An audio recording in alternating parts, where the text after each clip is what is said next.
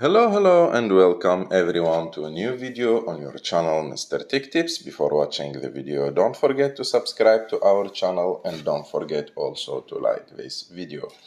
In today's video, I will show you how to unblock someone on WhatsApp step by step.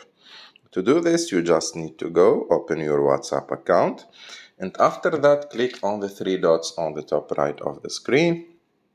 After that, click on Settings, scroll down a little bit until you find an option called Privacy.